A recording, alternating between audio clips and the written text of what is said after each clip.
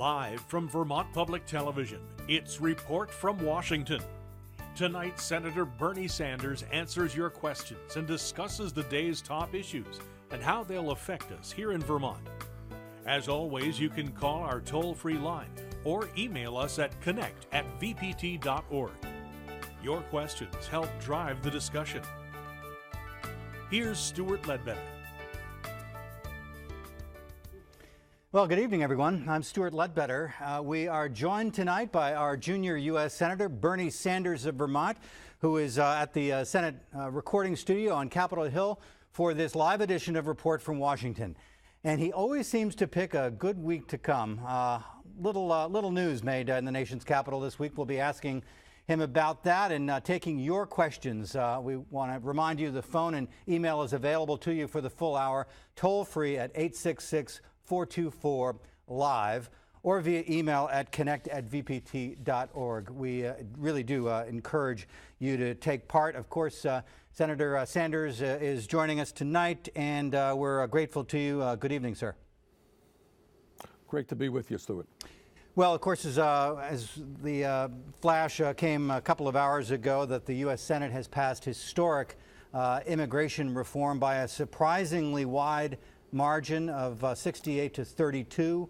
I believe there were some 14 Republicans who voted in favor of this bill, and it does represent an artful compromise, it seems, between the two parties. What's your take on it, and were you surprised by that vote?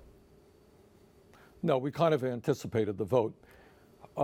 This is an 1,100-page bill, and I think there are some very important provisions in it, and dealing with immigration is long overdue. So I think we've made some progress. I think when we have 11 million undocumented workers in this country, it's imperative that we have a path to citizenship, and it will take these new citizens some 12 or 13 years to finally become a citizen. We got a DREAM Act in there, protecting kids who were born in the United States of America. You got some important legislation that will help, I think, Vermont agriculture and agriculture all over this country, and that is finally provide strong legal status to people who are working on farms 12 months a year, not just in this or that crop, and that's important for dairy in Vermont and dairy all over this country. So I think there are some important provisions in the bill, but I would be less than honest if I didn't tell you that there were provisions in the bill that I have very, very deep concerns about, and that I hope as we move to a conference committee, if the House in fact acts, that we can address it. And my major concern is that in the midst of a serious recession in the United States, where real unemployment is close to 14%, youth unemployment is at least 16%, that this legislation, through a variety of new guest worker programs, will bring in hundreds and hundreds of thousands of entry-level workers and high-tech workers into this country that I think will have a negative impact on employment in the United States. So that has concerned me very much. What I did manage to get into this bill, and it was probably the most significant amendment outside of border security, was $1.5 billion provision, which will create some 400,000 jobs over the next 2 years for young people in this country, 18 to 24. And that'll be about 2,000 jobs in the state of Vermont. So I am very worried about the high rate of youth unemployment, young people who want to earn a few bucks to go to college, others who want to get going with their career. They've graduated high school, having a hard time to get that entry-level job. And I'm proud of that accomplishment. So those are my concerns. I think this is a bill that has important positive provisions, long overdue. On the other hand, there are concerns that I have with it. What about the money that is going to be spent to improve security and hire a ton of Border Patrol agents to the tune of some $46 billion in personnel and equipment along the Mexican border? That is another major concern that I have. Obviously, we want strong border security, but I think the price that the Democratic leadership had to pay in order to get Republican support was just, to me, kind of beyond the pale level of National Guards people and all kinds of high expensive technology along the border. I think, and I hope that that price tag will go down. Senator Leahy played a pretty pivotal role in all of this, and from your point of view, how did he navigate this sort of dicey debate to the end? Well, I think he did a very good job. He is the chairman of the Senate Judiciary Committee, and he held hearings, and he held what's called a markup, where the legislation is actually developed, which I suspect went all day long and had hundreds and hundreds of amendments. And I'm not on the committee, but what I've heard from everybody is he played a very, very strong role, allowing people to offer the amendments they wanted to offer, hearing them out, having the debates, and moving the bill along. So I think Senator Leahy deserves a lot of credit for moving this bill along. While we're on the subject of immigration, I want to ask you, because you and the rest of the delegation have personally intervened on behalf of a migrant worker who we've come to know in Vermont named Danilo Lopez. He has until end of next week to leave the country, ordered deported. He is in the country without documentation, and as you know, helped to change some minds in the legislature and certainly over that driver's license provision. Will he get clemency or not? We received a tremendous amount of support, is also from the migrant community and from our allies, from the people that believe in the work we do. And I would really like to win this campaign because it would set a powerful example for others who are in similar situations. This is not an isolated case. What you were hearing, Senator, was the voice of a translator on, they're still apparently waiting to hear whether your pleas for prosecutorial discretion are going to be effective or not. Have you heard anything about the case? No, I have not heard anything more than I think you know, but this is an example of a situation where this legislation would address. We have approximately 1,500, 2,000 foreign workers in this country on dairy farms, and this gentleman is one of those people.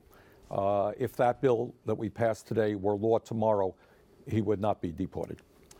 All right. Of course, an awful lot of reaction coming from the Supreme Court and their decision, a couple of decisions released Wednesday morning at 10. A lot of watching and waiting in downtown Burlington, one of many places eager to find out whether the court would overturn the Defense of Marriage Act or not. And this was the reaction when it came. It has changed so many lives. Like this 5 minutes has changed so many lives. That's one of the things this morning when it was struck down. It's like, you know, I felt, you know, I'm equal to you now. And things have changed so much, and I'm grateful. It was very emotional. When you think back to 1997, when the whole idea of a same-sex couple getting married was outlandishly unknown, to 16 years, that's a long way in 16 years. I think Vermont did help lay the groundwork. All these Vermonters who were talking about this for years and years and years helped lay the groundwork for the decision today. Senator, did you anticipate that John Roberts' Supreme Court could deliver this kind of decision? Well, this is as you know, very conservative Supreme Court, so we were glad to receive this 5-4 decision. And I think, as one of the people on film just mentioned, let's be clear, Vermont has played a very, very strong role in this anti-discrimination effort. Way back when, I think it was '96, when this DOMA thing came up, it did not make a whole lot of sense to me at that point.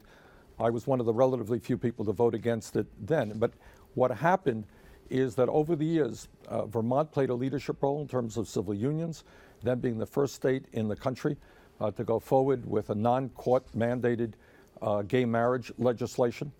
And the rest of the country is catching up to where Vermont has been and where Vermont played a leadership role. So I think, you know, in a number of respects, Vermont, our small state, leads the nation, and this is one of those areas where I think we have a right to be very proud, and I'm glad that the Supreme Court has caught up with the rest of the country and understands that we cannot tolerate discrimination based on sexual orientation. Do you anticipate that conservatives are going to try to further modify this in some respect? There's been talk of legislation to further protect religious organizations here from this, the impact of this ruling. I'm not quite, it's only been 24 hours, so there are still some unresolved questions. Does it I mean, end frankly, now? I don't think, I really don't think that they're going to be terribly successful. It won't pass in the Senate. The president would probably veto that legislation. So I think we can say that we have reached a real milestone in terms of ending discrimination against gay couples. Earlier, the Supreme Court issued a decision on the Voting Rights Act, and you were pretty critical. Could you help us understand your concern? Well, I think in the last few years, in terms of trying to make our country more democratic, getting more people to participate in the political process, appreciating the importance of one person, one vote, this Supreme Court has been a disaster. They started off a few years ago with Citizens United, which said that a corporation is a person, that wealthy people and corporations can spend as much money as they want to buy elections, to buy candidates, and in many cases without any disclosure whatsoever. They can do it in secret. So that's one thing the Supreme Court did. And then just the other day, what the Supreme Court said is they revoked a provision which said that states and counties and jurisdictions which have a pattern, a history of discrimination, that right now, before this decision, that when those states or communities were dealing with electoral matters, it had to be reviewed by the U.S. Department of Justice to make sure that they were not discriminatory. And the Supreme Court said, no, you don't have to do that. Literally on the same day, but the Attorney General of Texas said, hey, thanks, Supreme Court, we're going to go forward and now enact legislation which, in fact, in my view, will make it harder for people of color and for low-income people to participate in the political process because of an onerous voter ID law. So, I think this decision is a bad decision. It continues the pattern that we are seeing in recent years of states, often conservative states, going out of their way to try to make it harder for senior citizens, for low-income people, for people of color to participate in the political process. So I think it was a disaster. The ball now comes back to the Congress. I think we're going to move in the Senate. We'll see what happens in the House in order to deal with that decision. You're watching a report from Washington live here on Vermont Public Television. I'm Stuart Ledbetter, and we're joined from Capitol Hill by U.S. Senator Bernie Sanders. We'd love to hear from you. Weigh in on any question, any topic at all. The easy way to get in touch is by dialing us toll-free, 1-866-424-LIVE, 866-424-LIVE, or by emailing us at connect@vpt.org. Let's go to one of the emails that we've received from Winooski, and Alice Seymour has a question that is sort of within your realm here as chairman of the Veterans Affairs Committee. Alice writes, according to the U.S. Department of Veterans Affairs, about 1 in 5 women and 1 in 10 men say they've experienced sexual trauma serving in the military. Will cases of sexual trauma be investigated by state prosecutors instead of by the military? And what's being done to help veterans with sexual trauma to get disability payments? Senator? Well, Alice raises a number of very, very important questions, and she's absolutely right. What we have seen within the Department of Defense is an outrage. The number of sexual assaults against women and also against men has been just atrocious. The degree to which the Department of Defense and the military hierarchy has prosecuted these cases is absolutely unsatisfactory, and I am in support of legislation that would take this prosecution outside of the chain of command into special prosecutors. As chairman of the Senate Veterans Affairs Committee, we are also going to work on this, and we're going to make sure that as best we can, Any woman, any man who experienced sexual assault in the military will get the medical and psychological help that they need. We're working on that.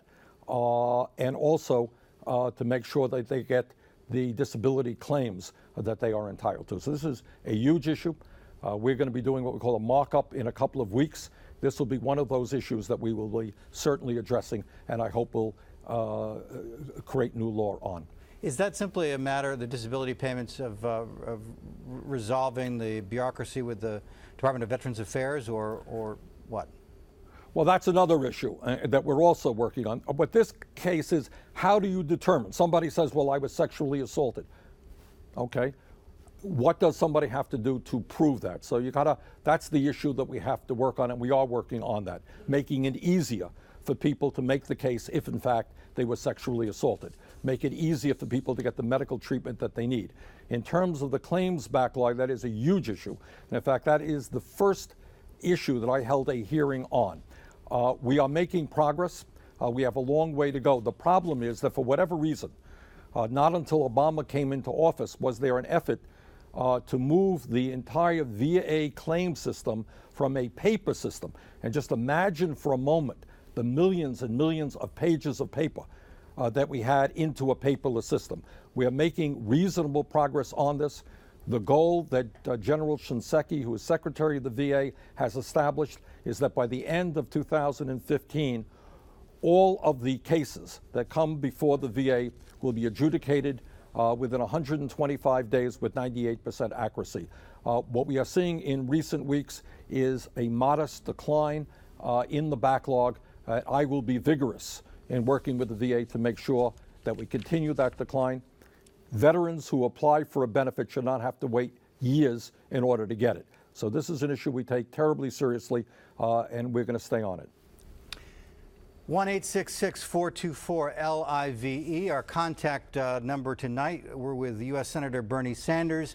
And while you were in Washington, Senator, this week, there was a demonstration both outside your former mayoral office downtown in Burlington and outside the governor's office in Montpelier as well by opponents to the F-35. They had this huge stereo system and speakers, and they blasted sound at the same level that they claimed the F-35 would bring to the area. And it was pretty loud. Basing the F-35s here will not defend our children. It will harm them. We want no F-35s based in Vermont. So this issue obviously is not going away. I don't know whether it's growing or not. They certainly claim, the opponents to the F-35 claim that their movement is building week after week after week. And of course, we're waiting for the Air Force to make some judgment. But I'm wondering what you'd say to those folks tonight. This is what I would say, Stuart. I mean, it's a contentious issue. We are working with the Vermont National Guard on this issue. The delegation is. And there are a whole lot of people, let's be clear, who support the F-35 coming to Burlington. And obviously there are people who don't. But let me tell you what the one issue is that well, maybe two issues that I have to deal with. I know some people talk about the cost overrun of the F-35. That's a very important issue. And they're right. There's been a huge cost overrun. And people are talking about whether it is a good plane or not. Well, that's kind of something I'm not, that's what the Department of Defense and the Air Force deal with. There's one issue, I think, that's prominent and most important for the delegation and myself, and that is the F-35 is coming. It is the plane of choice of the Air Force, of the Marines.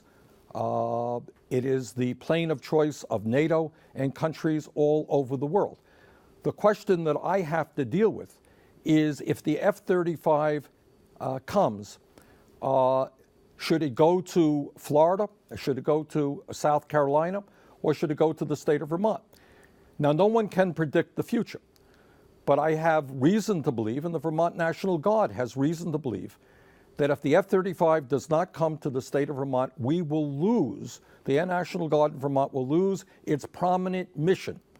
And what that will mean, and again, no one can predict the future, is the possibility of the loss of hundreds and hundreds of decent paying jobs.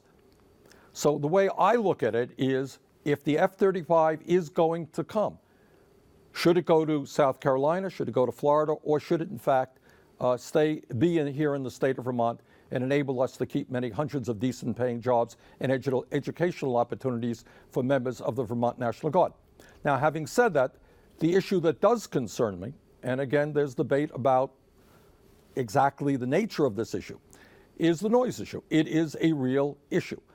I have confidence that the Vermont National Guard, which has been a very good neighbor to people in Chittenden County for a very long time, and I think General Cray is determined to be a good neighbor, will do everything that they can to minimize the noise effort. They've already stated they want to do that. I think they're going to be working with the community.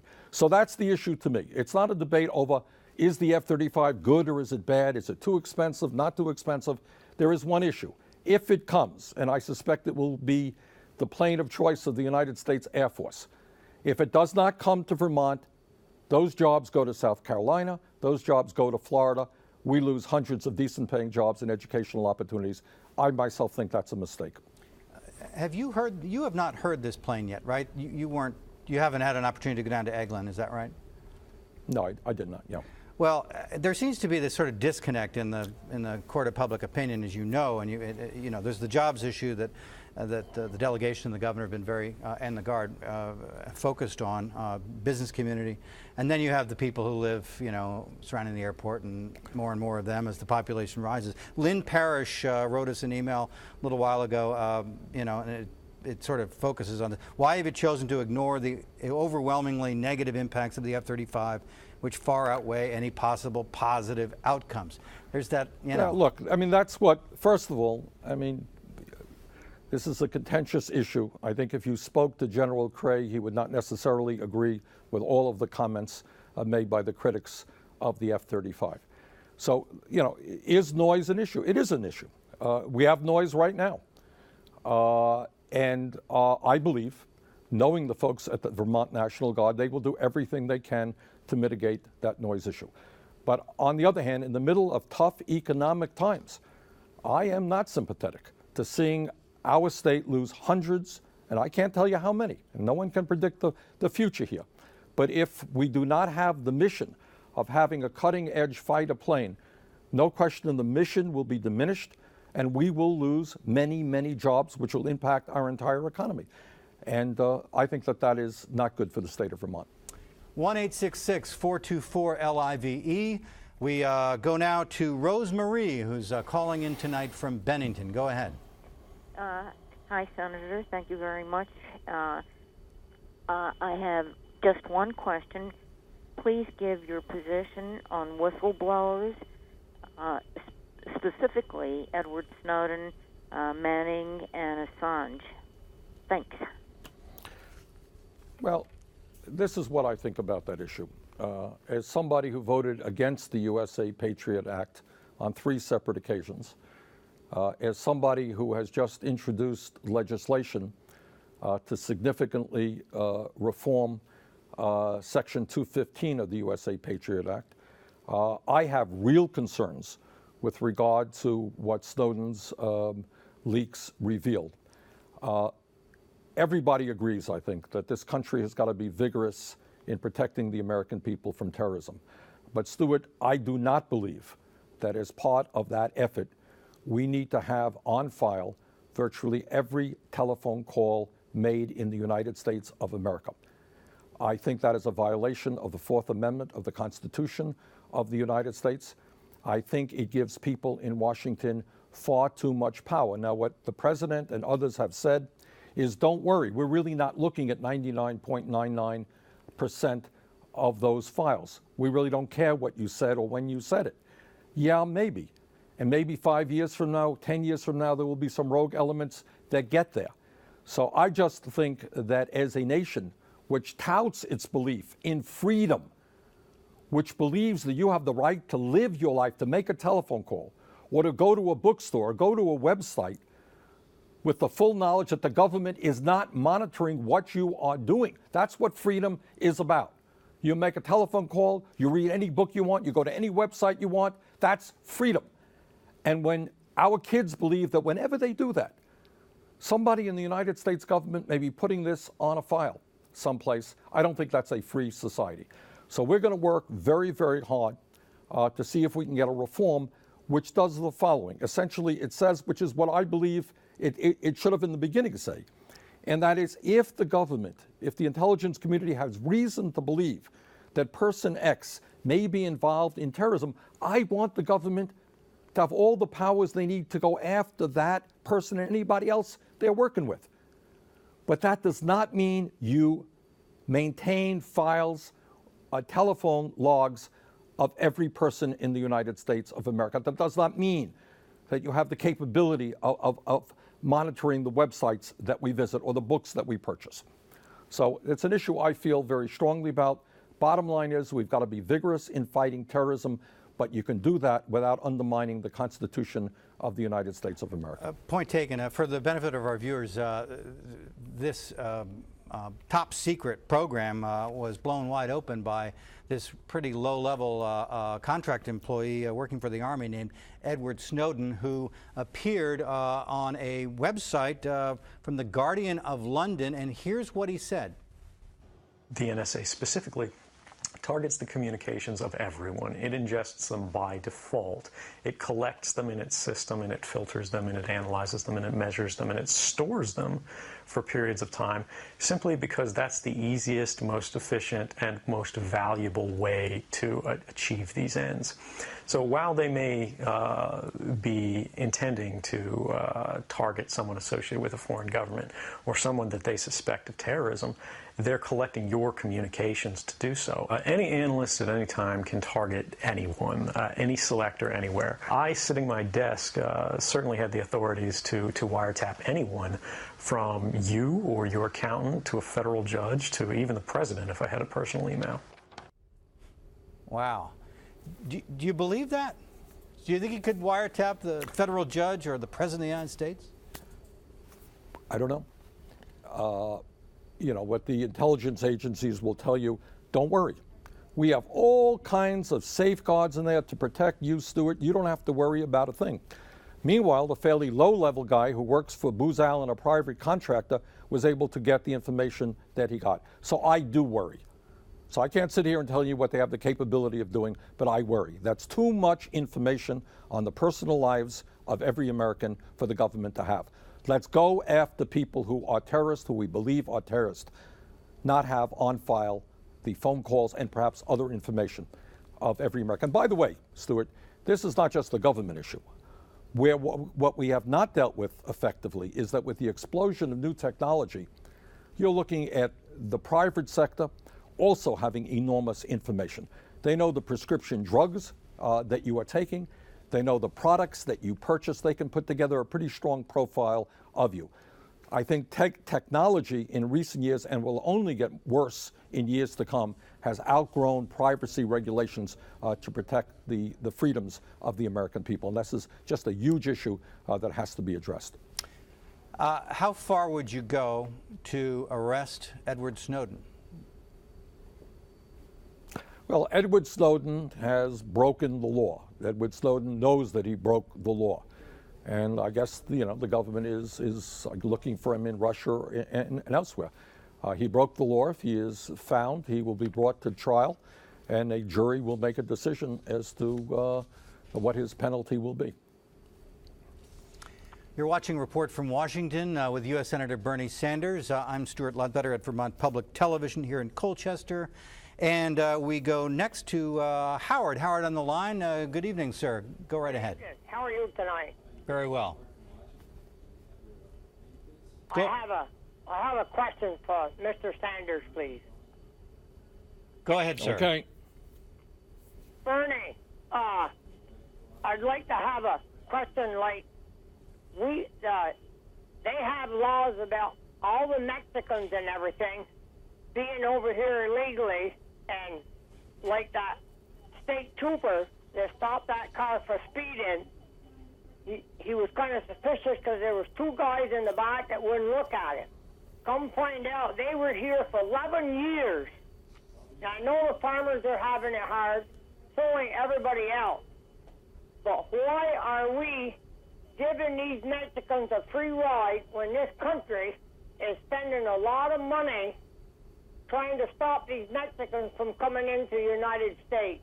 I don't understand. To me, it looks like it's an insult. If you could help me out here a little bit, I don't understand why they're letting this happen.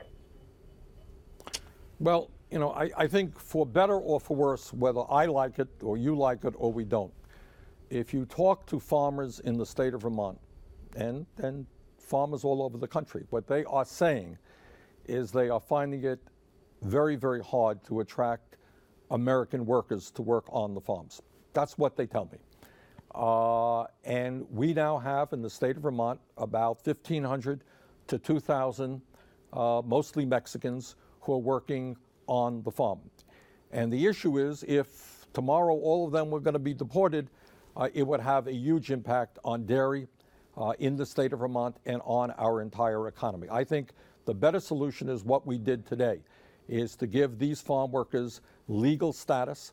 And when we give them legal status, by the way, we protect all workers. Because if you can end, and this is certainly true, I was out in Florida a couple of years ago working with tomato workers, who were the most perhaps exploited workers in the United States of America. And when you have millions of people who have no legal status, who can be exploited, paid below the minimum wage, have no rights at all on the job, in a sense, you are lowering everybody's wages and everybody's working conditions.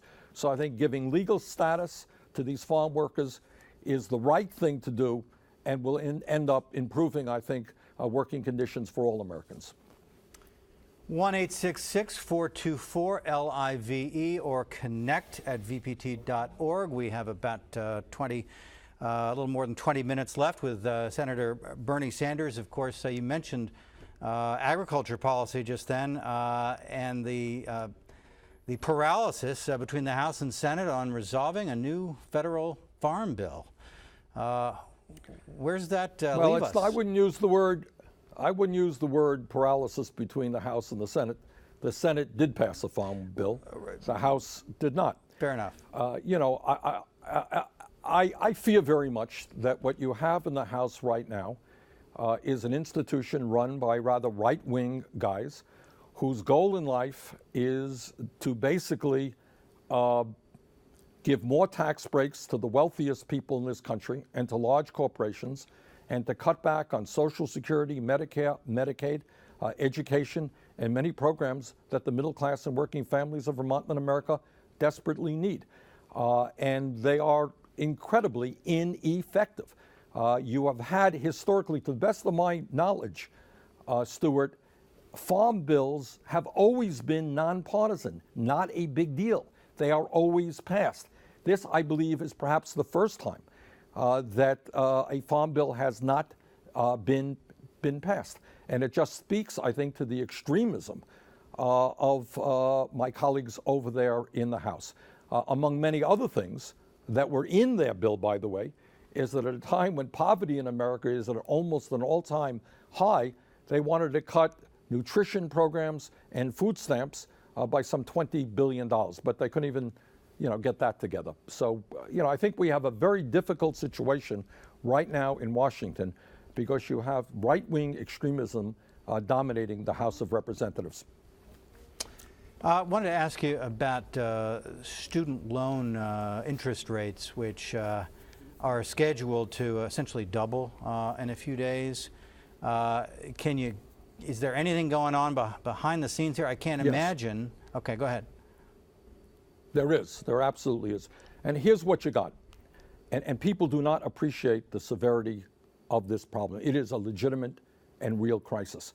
What you got right now is students and their families are over $1 trillion in debt right now. That is more than credit card debt. Student debt has gone up by 70% since 2004. In the state of Vermont, the average student is in debt by about $28,000, a little bit more than the national average. So what you have, Stuart, is a situation where with a decline in the economy, young people are leaving school deeply in debt, unable to find decent paying jobs, and are really struggling with these very high debts that are happening. Now, as you've indicated, if Congress does nothing, on July 1st, the Stafford subsidized student loan goes up from 3.4 to 6.8%. I think that that is unthinkable. I think that will be a horror for millions of families throughout this country. What we did today, as a matter of fact, everybody in the Democratic caucus, I'm an independent, I caucus with the Democrats, signed on, as I understand it, to legislation which would maintain the 3.4% rates for another year while we work on a long-term solution to the problem. And here's what I believe the long-term solution should include. Right now, if you are a large Wall Street company, if you're Goldman Sachs, Bank of America, et cetera, you are borrowing money from the Fed at about 0.75%. If you are a middle-class family in Vermont doing your best to try to send your daughter to college, you may be borrowing money at 6 or 7%. That does not make sense to me. So I think if we can come up with low-interest loans for these large Wall Street companies whose greed and recklessness drove us into this recession, I think we should do the same for middle-class families who want nothing more than for their kids to get a decent education, to make it into the middle class. And lastly, as a nation, what we should be aware of, whether it is Canada, whether it is many European countries, their priorities are different than ours. They are investing a lot more in their kids. We had the ambassador from Denmark here a few weeks ago. In Denmark, it doesn't cost any money out of your own pocket to go to college because they understand they want to capitalize on their young people's intellectual capabilities. They want their kids to go to college regardless of the income of the family. That makes sense to me. And we are moving toward a period where you're not going to be able to send your kid to college unless you have a whole lot of money, and then that kid is going to graduate college deeply in debt, not be able to go in necessarily into the profession he or she wants, but has to go where the money is. So this is a very, very serious problem, which I intend, as a member of the Education Committee, to be very active on. So is this going to change between now and Monday? No, but the legislation that we pass can be retroactive. Okay. So I think what will happen is on Monday, rates will go up. Hopefully next week, we can pass legislation to bring them down to 3.4%. But again, we're going to need the cooperation of the House on this issue. And the House is going to have to decide whether it is more important to give tax breaks to billionaires and corporations or to make sure that working families in this country can send their kids to college. 1-866-424-LIVE with U.S. Senator Bernie Sanders here on Vermont Public Television. We go next to Clyde calling in tonight from Fairleigh. Go ahead, sir. Yeah, good evening. Hi, Bernie. This is Clyde. Hi, Clyde. Yeah.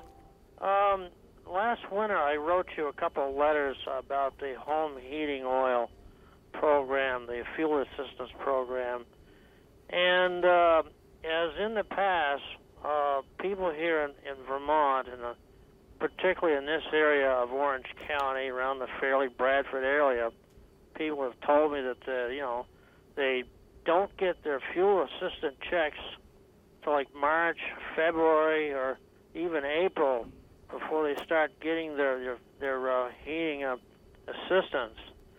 My question is what can be done to speed up these checks to come at an earlier time when these Vermonters need the monies to offset their heating costs from the start of the winter, from like say December, November, on through the entire winter.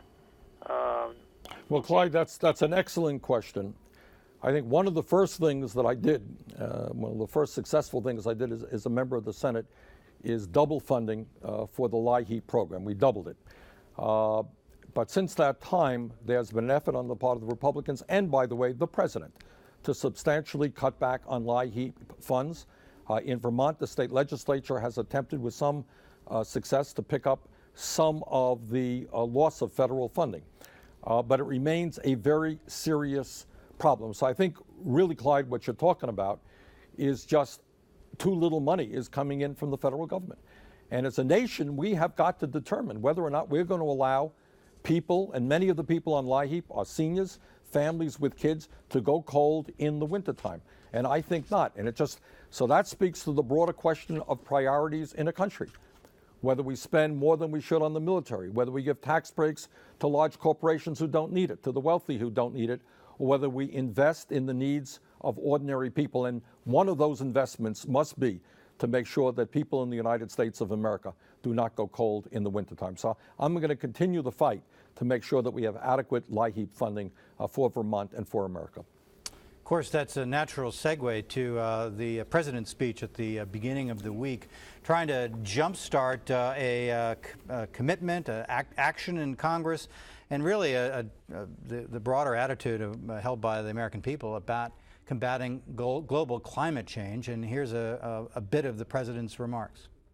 Today, I'm directing the Interior Department to greenlight enough private renewable energy capacity on public lands to power more than 6 million homes by 2020.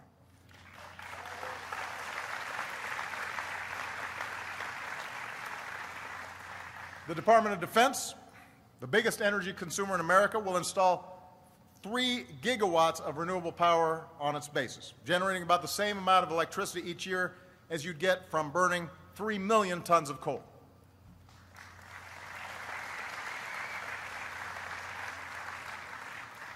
And because billions of your tax dollars continue to still subsidize some of the most profitable corporations in the history of the world, my budget once again calls for Congress to end the tax breaks for big oil companies and invest in the clean energy companies that will fuel our future. Well, I imagine, Senator, that there was much with which you agreed, but you want him to follow through with some action. Exactly. I mean, I agree with everything the president has said, and here's the bottom line on this issue, Stuart. I know not everybody agrees with me. I am on both the Environmental Committee and the Energy Committee, and in that capacity, I have the opportunity to meet with some of the leading scientists, not only in our country, but all over the world. And what these scientists are saying is global warming is real. In fact, what they now say is they underestimated the impact of global warming, and they are deeply, deeply concerned not only for what's happening today, but what will happen in the immediate future for our kids and our grandchildren if we do not get our act together and make significant cuts in greenhouse gas emissions. They're talking about by the end of this century, in the lifetime of our kids, the planet warming up by 8 degrees Fahrenheit. What a cataclysmic disaster that will be for the planet in terms of flooding, in terms of drought, in terms of extreme weather disturbances and hurricanes that we saw like Sandy and Tropical Storm Irene. Trillions of dollars of property damage, loss of life.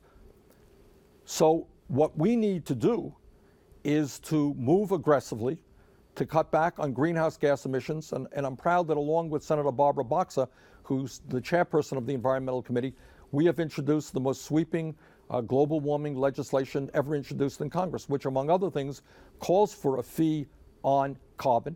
It says that if you are going to produce carbon dioxide and greenhouse gas emissions, you're going to have to pay for that. And when we move in that direction, we will move away from carbon and we will move to energy efficiency. And we're working very aggressively now to see that homes and buildings all over this country and in Vermont can get the help they need to become more energy efficient. And that means lowering the cost of fuel for consumers. It means cutting greenhouse gas emissions when you do that, and it means creating jobs in America. Furthermore, in my view, we have to be very aggressive, and the president talked about that, moving towards such sustainable energies as wind, solar, geothermal, and biomass. In California, within this year, there is going to be a concentrated solar plant opening. It's called Ivanpah. It is going to, this is solar energy, provide electricity for approximately 200,000 homes. 200,000 homes, one plant. So if we are serious about combating greenhouse gas emissions and global warming, if we're serious about creating jobs, we have got to be very bold and tackle what I consider to be the major planetary crisis we face. ever had a conversation directly with the president about this issue? And I have to ask you about, he's willing to build some more nuclear, and we still don't know about the Keystone pipeline. Well, yes, we have. I've been with him at meetings. He is pro-nuclear. I disagree. I believe that we should shut down Yankee, among other things, as quickly as possible. I worry very much not only about the potential for another Fukushima, but I worry about how we dispose of the nuclear waste. We still don't know how to do that. Right. I believe, though, we have the technology today. This is not 10 years from now. We have the technology today to move aggressively in solar. The cost of solar panels is going way down. The president referenced the Department of Defense. They're doing a great job. We got some money for the Vermont National Guard for a huge solar installation right there on Camp Johnson. We should be doing this all over the country. Wind, geothermal has great potential. So when we do those things, and I would like to see Vermont be a leader in the nation in doing those things, in transforming our energy system, we also create jobs. We can save people money on their fuel bills, and most importantly, we can save the planet. The conversation of a little earlier in the program on the National Security Agency leaks has generated some new mail, and Scott is calling in from Heartland tonight with a follow-up. Scott, go ahead, sir. Thank you. Thank you, Senator, for your stand regarding these recent, revelations and allegations that our government is back spying on us, their citizens. Those of us who are, conservatively minded, we've been speaking about government intrusion on our lives for years. Now with the taxes, the IRS scandal, the AP reporters, so forth and so on, I think it's kind of awakening people to the danger of big brother government. So my question is specifically this, Senator. I'd love to know exactly, or maybe not exactly, but specifically what you would propose in the Senate to safeguard our liberties and to stop these intrusions in our lives. Okay, Scott, good question. As I mentioned earlier, I was in the minority in voting against the USA Patriot Act back in 2001 because I worried very much that what is happening could have happened, and it did happen. What I am doing is have introduced an amendment, and I'm working with other senators to get this language incorporated into the Department of Defense authorization bill. And essentially, as I mentioned earlier, what it says, and the problem here has a lot to do with Section 215 of the Patriot Act, which the intelligence agencies have interpreted, in my view, very, very broadly and inaccurately. So we are saying to them, if you believe that you have probable cause, or if you believe that you have evidence to show the FISA court that somebody is involved in terrorist activity, you think that he may be involved, go after them. But you cannot file the phone calls of millions and millions of Americans. That you cannot do. So it would very much limit what the government can do in invading the privacy of the American people. Now, the caller indicated that he's kind of a conservative guy and worries about government intrusion. And I respect that. I would hope that more conservatives, what we hear from conservatives here in Washington, interestingly enough, is they hate big government, when it comes to Social Security, Medicare, and Medicaid. But some of them, John Boehner and many of the others, disagree with this caller, who I think is an honest conservative. He's being consistent. Anyone who tells you they don't like big government should certainly not be sympathetic to what the government is doing in terms of tracking people's phone calls. So I would hope that honest conservatives will work with progressives and say, yup, we're going to fight terrorism, but we're not going to keep track of the activities or the phone calls of every single person in the United States of America.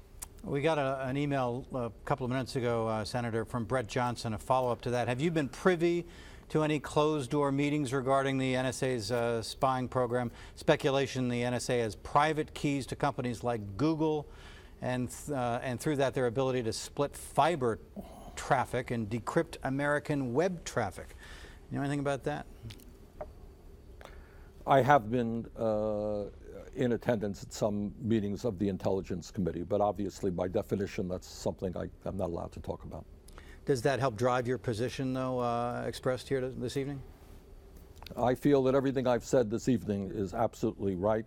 I believe that what Snowden revealed is a violation of the Fourth Amendment of the Constitution of the United States of America, and I think all Americans, whether you're conservatives, progressives, or in between, should stand up and say, as I've said before, yes, we're going to protect the American people from terrorism, but we're going to not do it in a way that invades the privacy of all of our people. We're not going to create a society. Stuart, what really gets me very nervous is I don't want 15-year-old kids now to get into the habit of thinking that if they go to the computer, or if they go to a bookstore, or if they're on the telephone, that what their ideas that they're talking about, the books that they're reading, that they have to be careful about that stuff because the government may be watching them. That is not what a free society is about. That's what George Orwell wrote about. Let's go back to the phones. Take you up to Fairfax. Donald calling in tonight. Go ahead, sir. Yes, question for Mr. Sanders is you know, given the corruption in government, specifically the latest IRS scandal, what kind of legislation are you going to propose to have this eliminated in a very rapid fashion? I mean, I feel these people should not only lose their jobs, they should also be stripped of all their benefits and never be able to work for the government again. It seems like they just get away. Donald. Okay, it's a good, very important question.